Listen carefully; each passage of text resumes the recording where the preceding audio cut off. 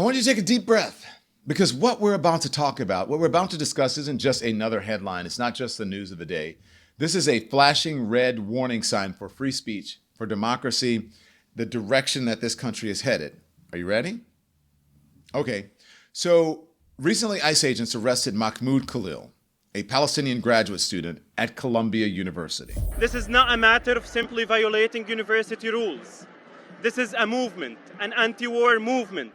As you saw there, Khalil was one of the leaders of Columbia's protests against the war in Gaza last spring. I want to be very clear here. ICE didn't just detain him in some routine immigration sweep. No, they showed up at his home, they did in the middle of the night, and they handcuffed him, and now going to strip him of his legal residency in the United States. But it gets worse than that, because for days after his arrest, we didn't even know where Khalil was being held.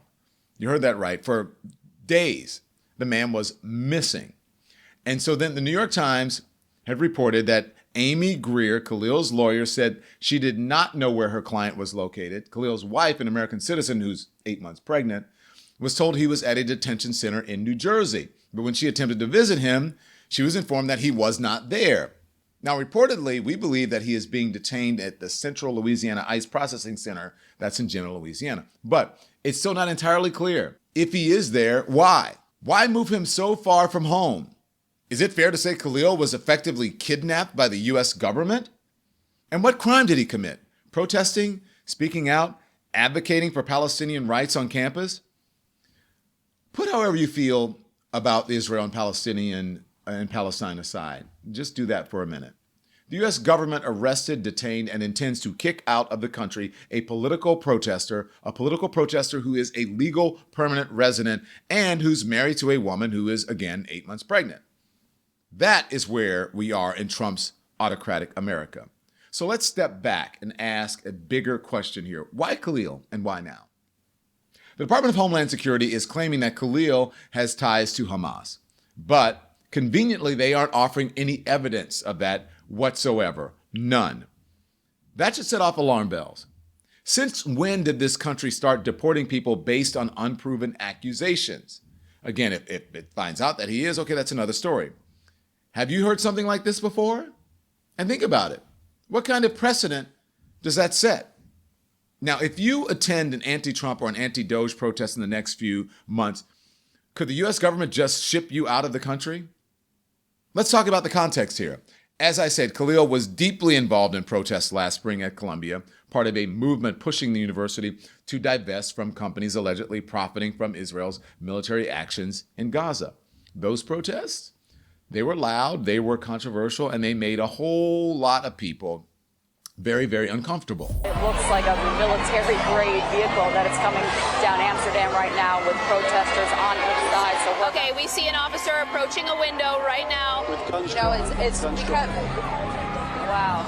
The first officer has entered the window. People are screaming on the street in response. I am now seeing the NYPD, dozens going in through the gate as well.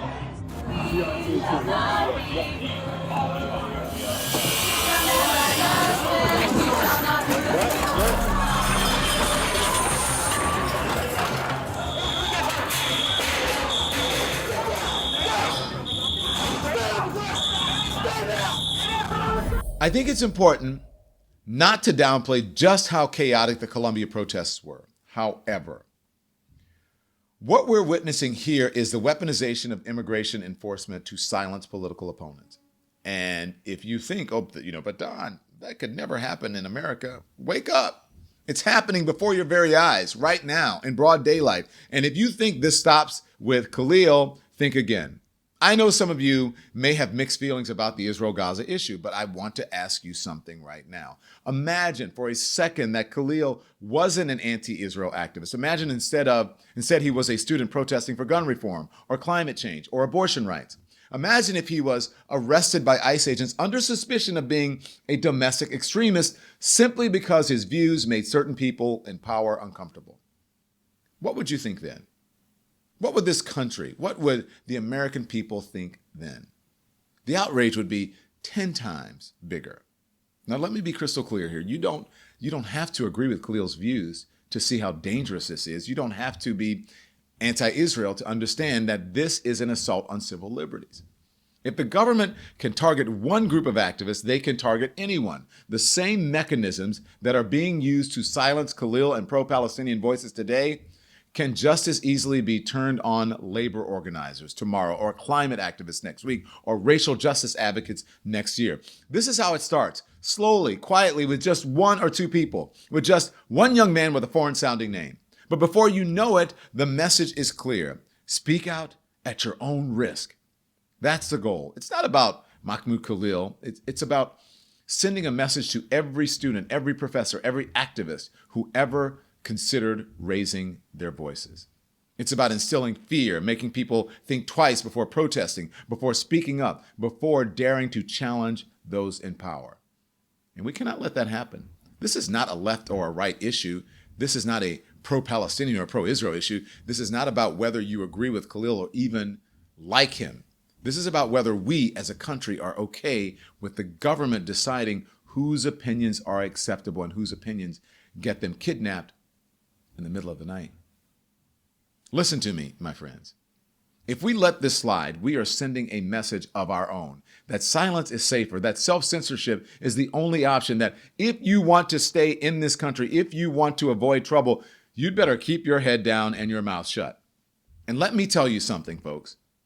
That is not democracy. That is not America. So we have a choice here. We can pretend this is just a one-off case, some bureaucratic mishap, nothing to see here. Or we can recognize this for what it is, a dangerous escalation of political repression, and stand up before it is too late. Because trust me, if we don't call this shit out right now, we're going to wake up one day and wonder where all the voices went. Thanks everyone for watching. Your support means the world to us. So make sure you hit the like button and you subscribe to our channel to make sure that you never ever miss a video. We're live every day, 10 a.m. Eastern time. We drop even more content at 2 p.m. Eastern and 5 p.m. Eastern. And if you want more Don Lemon Show content, we'd love for you to become a member of the Lemon community, where you will receive access to special community posts. You'll get exclusive content and members-only live shows. So head over to our channel page or click the join button on this video. Again, thank you for watching. We appreciate your love and your support, and we will see you next time.